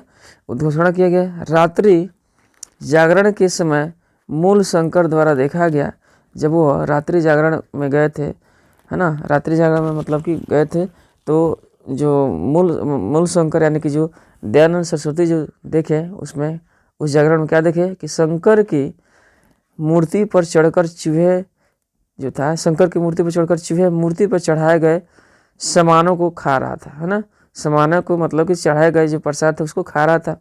मूलशंकर ने सोचा कि यह मूर्ति साधारण है। मूलशंकर ने क्या सोचा? यह मूर्ति क्या है? साधारण है। वस्तुतः देवता की प्रतिमा नहीं है। यानी कि मूलशंकर ने सोचे कि यह जो मूर्ति जो है साधारण है, चूहा चढ़कर खा रहा है, तो उन्होंने ये सोचा कि यह प्रतिमा यह तो साधारण प्रतिमा है ना। तो रात्रि जागरण को छोड़कर मूलशंकर रात्रि वहीं पे क्या किया? मूलशंकर ने रात्रि जागरण को छोड़ दिया। मूलशंकर घर चले गए। मूलशंकर क्या करे? घर चले गए। इस तरह मूलशंकर का मूर्ति पूजा से विश्वास खत्म हो गया। यानी कि अब वो सोचने लगे तो मूर्ति तो साधारण मूर्ति है, इसलिए उनका विश्वास उससे खत्म हो गया। 2 वर्षों के भीतर ही उसकी पत्नी के ससुर का निधन हो गया, है ना। इसके पश्चात मूलशंकर में वैराग्य भाव उदय हुआ। इसके पश्चात क्या हुआ? मूलशंकर में वैराग्य भाव उदय हुआ। घर छोड़कर विभिन्न विद्वानों संतों साधुओं का है ना संगत करते हुए मथुरा में विद्वान बिरजानंद जो आँख के क्या थे, अंधे थे। बिरजानंद कैसे थे, आँख के अंधे थे। और मूल शंकर यानी कि स्वामी दयानंद सरस्वती कहाँ चले गए, मथुरा में चले गए, वृंदावन मथुरा में चले गए। और वहाँ अपने उनका गुरु कौन बने, बिरजानंद, जो आँख के अंधे थे, के समीप आए, है ना। उनसे अर्ष ग्रंथों का, कौन ग्रंथ, अर्ष ग्रंथों का अध्ययन प्रारंभ किया। बिरजानंद के उपदेश से वैदिक धर्म का प्रचार और सत्य के प्रचार में अपने जीवन को समर्पित कर दिया। यानी कि अपने गुरु के आशीर्वाद से उन्होंने अपने जीवन को समर्पण कर दिया, किसके, सत्य के प्रसार में अपने जीवन को समर्पित कर दिया। ठीक है, जहाँ तहाँ धार्मिक आडंबरों का खंडन भी किया।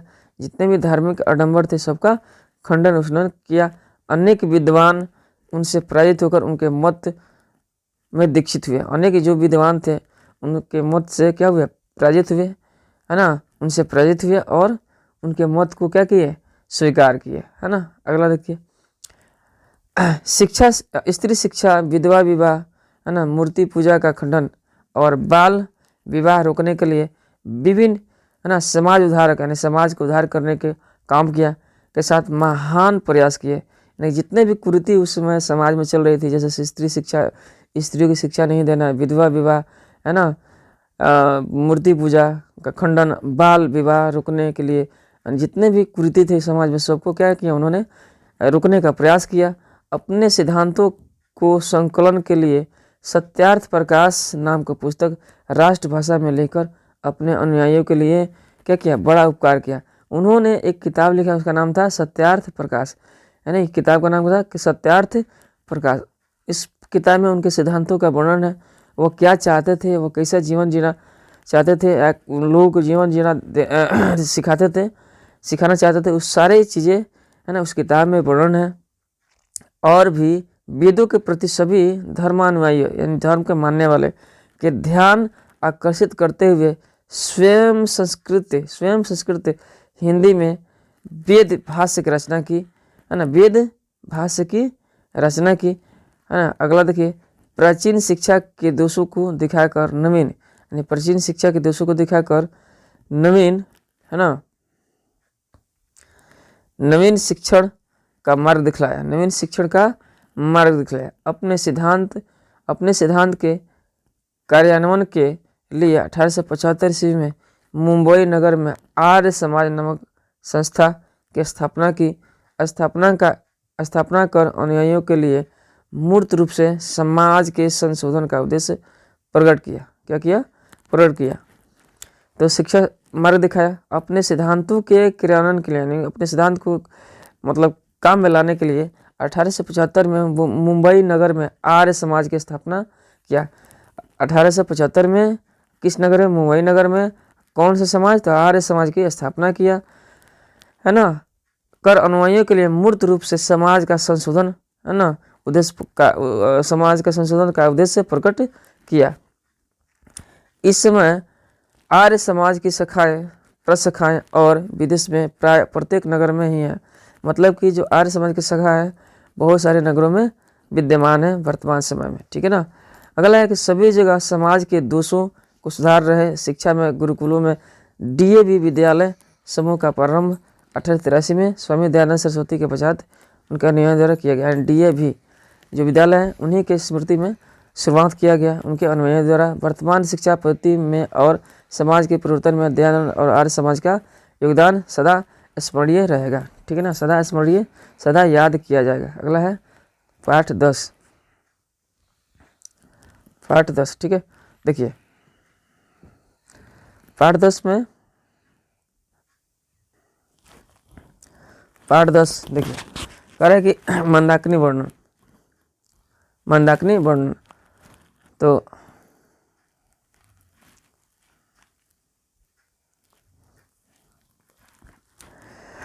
कह रहे कि हे सीते, राम जी कह रहे हैं, हे सीते, पुष्पों से परिपूर्ण रंग बिरंगे तटों वाली, पुष्पों से परिपूर्ण, परिपूर्ण प्राण भरे हुए, पुष्प मतलब फूल, रंग बिरंगे तटे वाले, कौन बने, रंग बिरंगे तटे वाले हंस, क्या, हंस और सारस पक्षियों से, कौन से, हंस और सारस पक्षियों से सेवित मंदाकिनी नदी का सुंदरता को देखो। मंदाकिनी नदी की सुंदरता कैसे बढ़ रहा है, रंग बिरंगे फूल खिले हुए हैं, है ना। हंस और सारस पक्षी उसमें क्या हो रहे हैं, तैर रहे हैं। ऐसी जो है मंदाकिनी नदी का वर्णन किया गया है, राम के द्वारा सीता को सुनाया जा रहा है, ठीक ना।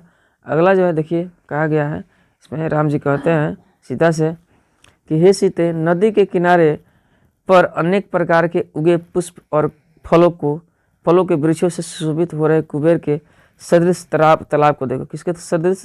कुबेर के सदृश तालाब के देखो, है ना। नदी के किनारे पर अनेक प्रकार के उगे पुष्प और फलों के वृक्षों से सुशोभित हो रहे कुबेर के सदृश तालाबों को देखो।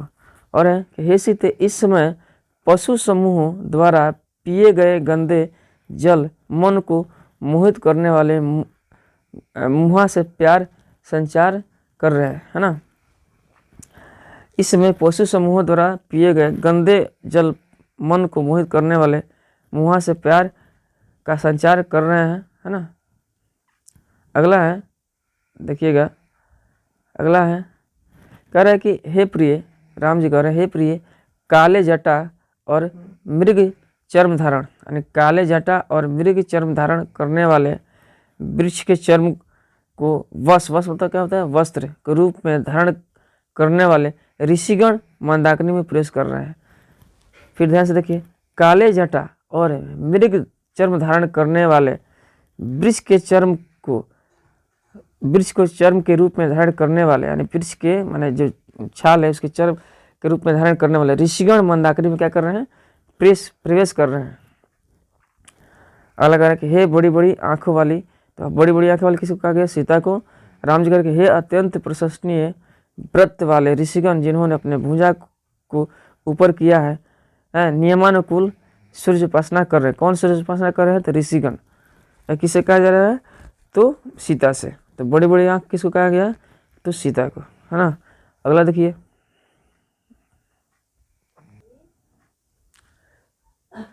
फिर अगला है तो कह रहा है कि हे बड़ी बड़ी आंखें, नदी के दोनों किनारों और पुष्प पत्रादि हवा के द्वारा चोटियों को उड़ाते हुए पर्वत नृत्य करते हुए प्रतीत होते हैं ना। हवा के द्वारा चोटियों को उड़ाते हुए पर्वत क्या करते हुए, नृत्य यानी नाचते हुए प्रतीत होने दिखाई दे रहे हैं। अगला है कि फिर कहते हैं कि हे बड़ी बड़ी आंखें वाली, कहीं मणि समान जल वाली, कहीं मणि समान, इसके समान मणि समान जल वाली तालाब शाह, और कहीं, है ना, सिद्ध ऋषियों मुनियों से भरे हुए मंदाकिनी नदी को देखो, ठीक है ना।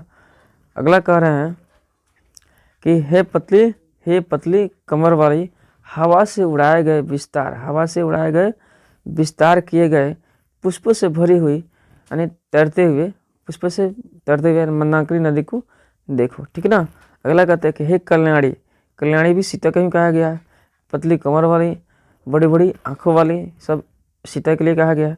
देखो नदी के किनारे नदी के दोनों ओर मीठी बोली चाल चकवे, मीठी बोली चाल चकवे पक्षी शुभ सूचक बोलियां बोलते हुए चढ़ रहे हैं। क्या हो रहे हैं, चाल चकवे किसमें, मंदाकिनी नदी में चल रहे हैं, है ना। अगला कहते हैं कि हे शोभने में सीता को ही कहा गया। यहाँ चित्रकूट, कहाँ पे, चित्रकूट की मंदाकिनी का जो दर्शन होता है, नगर अयोध्या के दर्शन अधिक अच्छे लग रहे हैं, ना। यानी कि ये चित्रकूट की घटना है, जो भी घटना घटित हो रहा है चित्रकूट में मंदाकिनी नदी बह रही है, तो वहीं की बात किया जा रहा है ना। अगला देखिए, अगला जो पाठ है व्याघ्रपथिक कथा पाठ का नाम है। अगला देखिए कहानी है, कोई बड़ा स्नान करके हाथ में कुछ लेकर, कोई बड़ा स्नान करके हाथ में, बड़ा की जगह यहाँ पे बाघ होगा, है ना, सॉरी कहें बाघ, यहाँ पे गलत है, क्या होगा, बाघ, है ना, बाघ होगा यहाँ पे। कोई बाघ स्नान करके हाथ में कुछ लेकर, है ना, हाथ में कुछ लेकर सरोवर के तट पर बोल रहा था। क्या बोल रहा था, हे बटोहियों, हे बटोहियों, यह सोने का कंगन ले लो, हे बटोहियों, यह सोने का कंगन ले लो। तब लोभ के वशीभूत किसी राही ने सोचा, यह भाग से ही मिल पाता है, यानी कि यह जो बूढ़ा बाघ था जो बोल रहा था कि हे बटोइयो, हे राहियो, यह सोने का कंगन ले लो, तो एक कोई व्यक्ति ने बोला, सोचा कि लोभ से वशीभूत होकर कोई किसी व्यक्ति ने सोचा यह तो भाग से ही मिलता है, किंतु इसमें आगे पैर बढ़ाना उचित नहीं है। फिर भी वो सोचा क्या, किंतु इससे आगे पैर बढ़ाना उचित नहीं है, क्योंकि अनिष्टकारक दुष्ट से इष्ट लाभ होने पर भी उसका मनोरथ पूर्ति, यानी कि इष्ट लाभ होना मनोरथ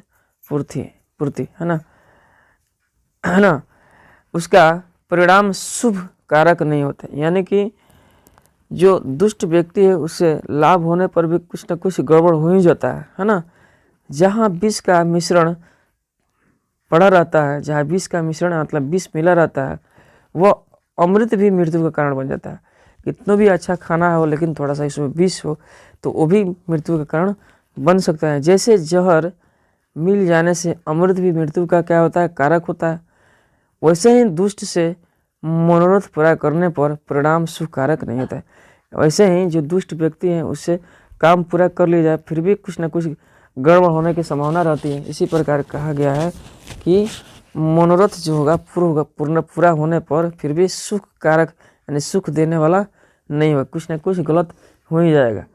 अगला है किंतु सभी जगह धनार्जन की प्रवृत्ति संदेहास्पद ही होता है। संदेह मतलब संदेहास्पद का मतलब होता है संदेह उत्पन्न करने वाला ही होता है। तो पहले इसका निरूपण कर लेता है, मैंने पहले इसका जांच परख कर लेता हूँ। सामने आकर वह बोला तुम्हारा कंगन कहाँ है। जो राही जो था बाघ के सामने और बोला तुम्हारा कंगन कहाँ है। बाघ हाथ फैलाकर दिखाता है, कहता है कि बटोही, दिखाता है कि यह रहा कंगन। फिर बटोही बोला तुम हिंसक पर कैसे विश्वास किया जाए, तुम हिंसक हो, तुम तो मार काट करने वाले प्राणी हो, तुम तो दूसरे को मार कर खाने वाले जीव हो, तुम पर हम कैसे विश्वास करें कि पास आने पर तुम नहीं मारोगे। तो बाघ बोला अरे बटोही सुनो, पहले जीवन में मैं बहुत दुराचारी था, मतलब जो पहले जीवन में मैं बहुत ही दुराचारी था। कौन बोला, बाघ। अनेक गायों और मनुष्यों को वध करने से मेरे पुत्र मारे गए और पत्नी भी चल बसी। बाघ कह रहा है फिर तो मैं वंशहीन हो गया। उसके बाद किसी धर्मात्मा ने मुझे उपदेश दिया।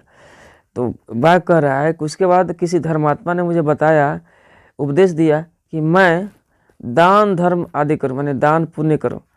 उन्होंने उपदेश दिया कि इस समय मैं नित्य स्नान करने वाला दानी हो गया हूँ, है ना, मतलब नित्य स्नान करके दान करता हूँ। अब बूढ़ा हो गया हूँ, नख और दांत से रहित हूँ, मतलब नाखून भी और दांत भी टूट चुके हैं।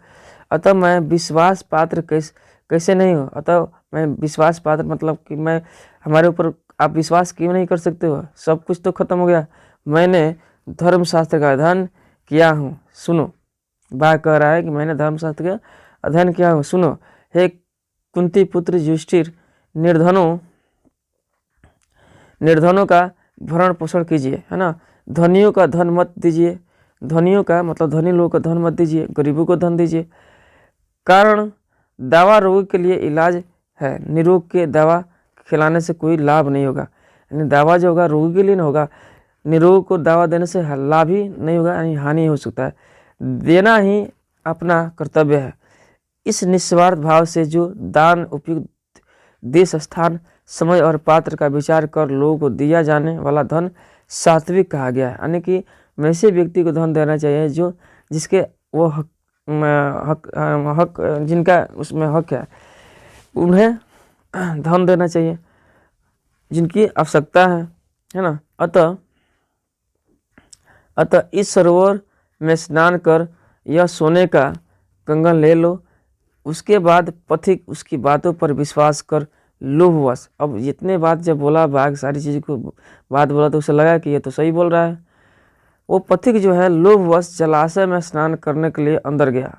अब जो पथिक जो राही था, जो वो आदमी था, वो जलाशय में स्नान करने गया।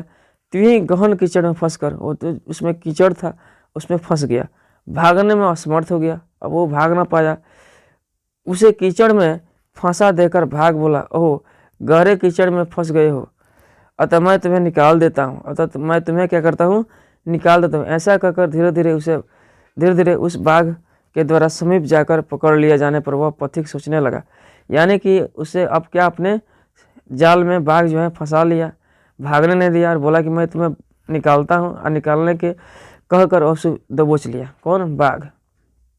ठीक है, आगे देखते हैं। जब दबोच लिया गया तो उस जो पथिक था वो मन ही मन क्या सोचता है, जिसका मन इंद्रिय वश में नहीं रहता है, जिसका मन और इंद्रिय वश में नहीं, उसका शुभ कर्म हाथी के स्नान के बराबर है। यानी कि हाथी जैसे स्नान करती है उसका शुभ कर्म ऐसा ही है। उसका ज्ञान विज्ञान क्रिया के बिना उसी प्रकार बोझ है जिस प्रकार किसी अभागन स्त्री के द्वारा धारण किए गए भूषणों का शान शौकत, यानी कि भूषणों का शान शौकत यानी दिखावा, है ना।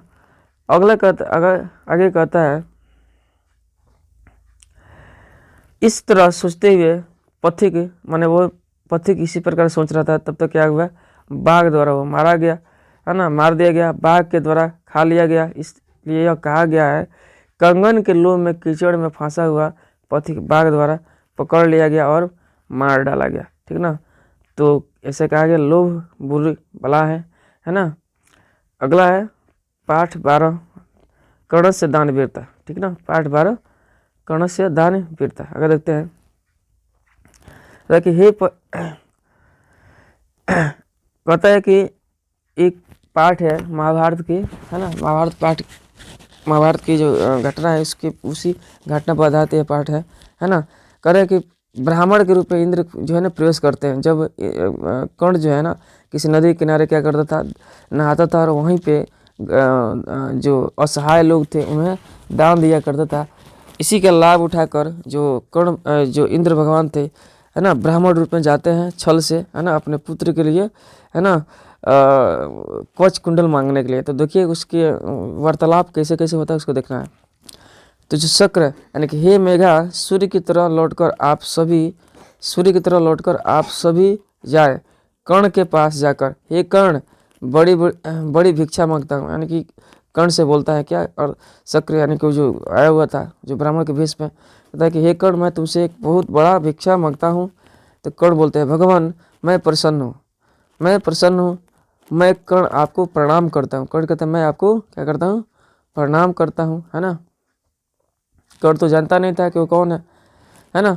तो कर्ण अपने मन में ही सोचता है मुझे क्या कहना चाहिए, मन में सोचता है कि मुझे क्या करना चाहिए। यदि दीर्घायु हो कहूँगा, वो प्रणाम करता है। कर्ण क्या कहता है, प्रणाम करता है किसको, शक्र को यानी इंद्र को। तो वो जो है सोचता है कि मैं इसे क्या आशीर्वाद दूँ, क्या दीर्घायु बोलूँ तो ये तो दीर्घायु हो जाएगा, है ना। यदि नहीं कहता हूँ तो ये मुझे मूर्ख समझेगा, अतः दोनों को हटाकर क्या कहूँ तो अच्छा देखता हूँ। प्रकट होता है, कहता है आ कर्ण सूर्य के समान, चंद्रमा के समान, पर्वत के समान और सागर के समान तुम्हारा यश बढ़े। यानी कि यश बढ़े बोलता है, दीर्घायु हो नहीं बोलता है। तो यहाँ पे कर्ण क्या कहते हैं भगवान दीर्घायु रहो क्यों नहीं कहते, दीर्घायु होने के वरदान क्यों नहीं देते, अथवा यही उचित है कहा मनुष्य द्वारा धर्म यत्न पूर्व साध्य है। यत्न पूर्वक क्या है, साध्य है। राजलक्ष्मी सर्प की जीवा की तरह चंचल होती है। राजलक्ष्मी किसकी तरह, सर्प की जीवा की तरह क्या होती है, चंचल होती है। इसलिए प्रजा का पालन बुद्धि से करना श्रेष्ठ करें। प्रजा का पालन किससे करना चाहिए, बुद्धि से करना श्रेष्ठ करें, क्योंकि शरीर के नाश हो जाने पर भी गुण रहता है। शरीर भी खत्म हो जाए तो यहाँ पर क्या रहता है, उसका किया गया कर्म यानी कि गुण या अवगुण ही रह पाता है। ठीक है, अगला देखिए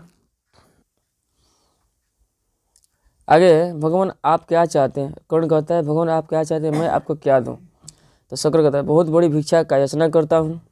कर्ण कहता है बहुत बड़ी भिक्षा आपको दूंगा, अलंकारों से सजी 1000 गायें देता हूँ। ठीक है ना। तो शक्र कहता है 1000 गायें कुछ समय दूध पियेंगे, नहीं चाहता हूँ, मुझे नहीं चाहिए। कर्ण कहता है आपको क्या नहीं चाहते, आप क्या नहीं चाहते हैं, यह सुने 1000 घोड़े आपको देता हूँ, है ना। फिर भी शक्र कहता है कि कुछ समय चढ़ूंगा, मुझे नहीं चाहिए। कर्ण कहता है क्या आप नहीं चाहते हैं। दूसरा सुने, हाथियों का एक समूह आपको देता हूँ, मैंने हाथी देता हूँ, हाथियों का बहुत बड़ा समूह देता हूँ। शक्र कहता है कुछ समय चढ़ूंगा, नहीं चाहिए कर्ण, नहीं चाहिए। कर्ण फिर कहते हैं आप क्या नहीं चाहते हैं, दूसरी भी सुने, अधिक सोना देता हूँ, सोना चांदी मतलब देता हूँ। तो शक्र कहते हैं कि लेकर जाता है, कुछ दूर जाकर नहीं चाहता हूँ कर्ण, है ना, इसे भी नहीं चाहता हूँ। तो फिर कर्ण तब मैं पृथ्वी जीत कर देता हूँ, पूरे पृथ्वी को ही जीत कर आपको दे देता हूँ। तो शक्र कहते हैं पृथ्वी लेकर क्या करूँगा, पृथ्वी लेकर क्या करूँगा। तो फिर कर्ण कहते हैं तो फिर अग्निष्टम यज्ञ का फल देता हूँ। शक्र अग्निष्टम यज्ञ के फल से का क्या प्रयोजन मुझे, है ना। फिर कर्ण कहते तब मैं अपना सिर काट कर देता हूँ। शक्र कहता है कि नहीं नहीं। तब क्या कहता है शक्र, नहीं नहीं। कर्ण फिर आगे बोलते हैं, कर्ण आगे बोलते हैं कि डरे नहीं, डरे नहीं, प्रसन्न हो, दूसरे भी सुने, जो मेरे देह की रक्षा जनित कवच और कुंडल जो देव और दानव से, है ना, अभेद्य है, मतलब कि देव दानव यहाँ पे इस कुंडल और कवच के रहते हुए मुझे कुछ नहीं कर सकते हैं, यदि आप चाहते तो प्रेम पूर्वक अर्पित करता हूँ। तो शक्र जो है खुश हो जाता है ना, और कहता है कि हाँ यही तो चाहिए। शक्र क्या कहता है, दीजिए, क्या कहता है, दीजिए। कर्ण अपने मन में ही सोचने लगता है कि इतनी सारी चीज़ों को हमने दिया, ये नहीं लिया, ये इसका क्या करेगा, जो मेरे देह की रक्षा कर रहा है, इससे इसका क्या काम, क्या यह कपटी बुद्धि वाले कृष्ण की योजना तो नहीं है। वह भी हो सकता है अनुचित सोचने के लिए धिक्कार। मतलब फिर कर्ण अपने मन में सोचता है कि नहीं नहीं, ऐसा नहीं मुझे सोचना चाहिए, संदेह नहीं करनी चाहिए, है ना, और अपने आप को धिक्कार करता है। संदेह नहीं बोलकर ग्रहण करें, मतलब कि संदेह नहीं बोलकर क्या करते हैं कि कर्ण जो है अपने कवच और कुंडल काट कर दे देते हैं, है ना। आगे है कि अंगराज कर्ण नहीं दे। कौन कहता है, शल्य जो उसके जो सारथी थे शल्य राजा, वो बोल रहे हैं कि अंगराज कर्ण एक कपटी है, इसे आप अपने, है ना, कवच कुंडल न दे। फिर कर्ण कहता है शल्य राज रुकना व्यर्थ है, रुकना व्यर्थ है। देखे शिक्षा, मतलब शिक्षा क्या होता है, शिक्षा समय बीतने पर आया हो जाता है, शिक्षा समय बीतने पर आया हो जाता है। दृढ़ जड़ वाले पेड़ गिर जाते हैं, जल अन्य जगहों से सूख जाता है, लेकिन दिया हुआ दान वैसा ही रहता है। लेकिन दिया हुआ दान कैसा रहता है, वैसा ही रहता है ना। अगला है अंगराज कर्ण ये सब बोलकर क्या करते हैं, अपने जो है कवच कुंडल काट कर क्या करते हैं, दे देते हैं, है ना।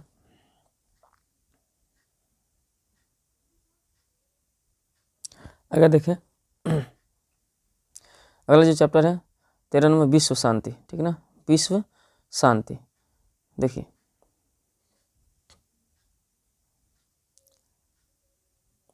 करके वर्तमान संसार में प्राय सभी देशों में उपद्रव और अशांति देखे जाते हैं। इस समय सभी देशों में क्या है, उपद्रव और अशांति देखे जा रहे हैं। बिरले, यहाँ पे क्या होगा, बिरले ही कोई ऐसा शांतिमय वातावरण कहीं देश के आंतरिक समस्याओं को लेकर कलह, जिसे शत्रु राज्य आनंदित होकर कलह बढ़ाते हैं। एक देश दूसरे देश को क्या चाहते हैं, कैसे उसके देश में शांति है, कैसे उसके देश में वह देश आगे बढ़ रहा है, क्या किया जाए ताकि उसमें क्या हो जाए, वो देश अशांत हो जाए। ऐसे दूसरे देश, है ना, पड़ोसी देश चाहते हैं। कहीं अनेक राज्यों में आपस में शीत युद्ध चल रहे हैं, क्या चल रहे हैं, अनेक राज्यों में आपस में शीत युद्ध चल रहे हैं। वस्तुतः अशांत सागर को दोनों किनारों के बीच स्थित लग रहा है। अशांति मानवता के विनाश के लिए होता है। अशांति क्या होता है, मानवता के विनाश के लिए होता है। आज विश्व के नष्ट करने वाले अनेक अरबों का आविष्कार हो चुका है, और अनेक अरबों का, है ना, अनेक अरबों का आविष्कार हो चुका है। हमारे इतने विनाशकारक हथियार इसमें आविष्कार किए जा चुके हैं, जिससे क्या हो सकता है, मानवता खत्म हो सकती है। इससे मानवता का विनाश भय उत्पन्न हो गया है ना। अगला देखिए, आगे है कि अशांति के कारण और उनके निवारण के उपायों को सतर्कतापूर्वक सोचना चाहिए। सतर्कतापूर्वक क्या करना चाहिए, सोचना चाहिए। कारण ज्ञात कीजिए, कारण ज्ञात हो जाने पर निवारण का उपाय ज्ञात हो जाता है।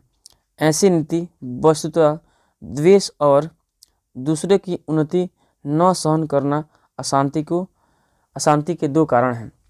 एक देश दूसरे देश की उन्नति को देख जलता है, द्वेष करता है, उस देश की उन्नति नष्ट करने के लिए निरंतर प्रयत्न करता है और स्वार्थ बैर में अभिवृद्धि करता है। द्वेष ही असहिष्णुता का जन्म देता है।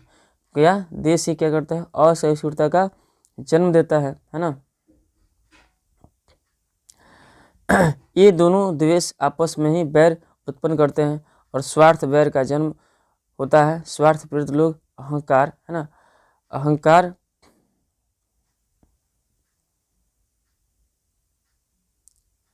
अहंकार विषय कहा जाता है। पाश्चात्य देशों में इसे अनुशासन भी कहते हैं। क्या कहते हैं? अनुशासन। फिर भी शस्त्र और लक्षण धर्मशास्त्र में इस प्रकार का है कि सांसारिक विषयों से अनुरक्ति अथवा विरक्ति शाश्वत या कृत्रिम जिससे लोगों का उपदेशित किया जाता है उसे शास्त्र कहते हैं। यानी क्या?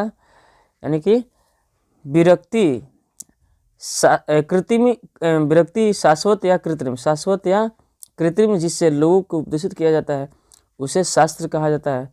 अर्थात शास्त्रों का मनुष्यों के कर्तव्य और अकर्तव्य का ज्ञान देता है। जो है शास्त्र जो है मनुष्य के कर्तव्य और अकर्तव्य का क्या करते हैं? ज्ञान देते हैं। शास्त्र वेद के समान नित्य हैं। शास्त्र क्या है? वेद के समान नित्य है अथवा ऋषियों मुनियों द्वारा वर्णित है ना। अगला है, शिक्षक कहते हैं कि सही जानते हो बच्चों, कर्म कांडों की रचना ऋषियों ने कर्म कांडों की रचना कल्प यानी कि जो है रचना ऋषियों या अन्य विद्वानों ने की। सर्वप्रथम वेदांग शास्त्र है। सर्वप्रथम क्या है? वेदांग शास्त्र है। वे शिक्षा, कल्प, व्याकरण, निरुक्त, ज्योतिष है। यानी कि याद रखना है इस 5 को। शिक्षा, ये कल्प, व्याकरण, निरुक्त और क्या है? ज्योतिष है। वेदांग कितने? 5 प्रकार के हैं। शिक्षा, कल्प, व्याकरण, निरुक्त, ज्योतिष। इमरान कहते हैं, गुरुदेव इन विषयों के लेखक कौन है? गुरुदेव इन विषयों के लेखक कौन है ना। देखिए तो कहता है कि शिक्षक, सावधान होकर सभी सुनो। शिक्षा उच्चारण क्रिया का ज्ञान देती है। शिक्षा क्या? उच्चारण क्रिया का ज्ञान देती है। पाणिनि शिक्षा इसकी प्रसिद्ध पुस्तक है। पाणिनि मतलब संस्कृत की सबसे प्रसिद्ध व्याकरण पाणिनि की है।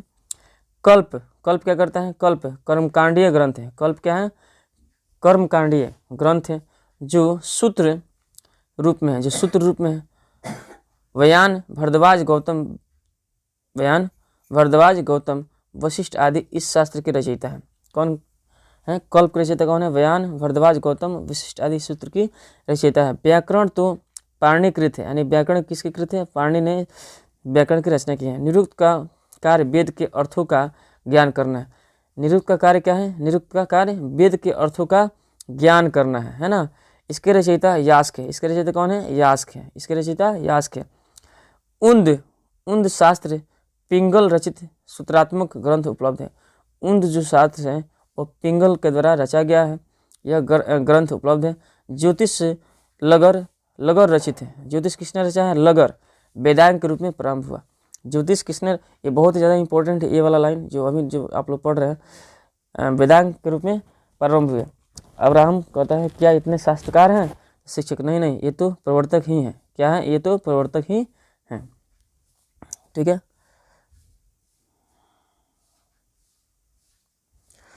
धन्यवाद।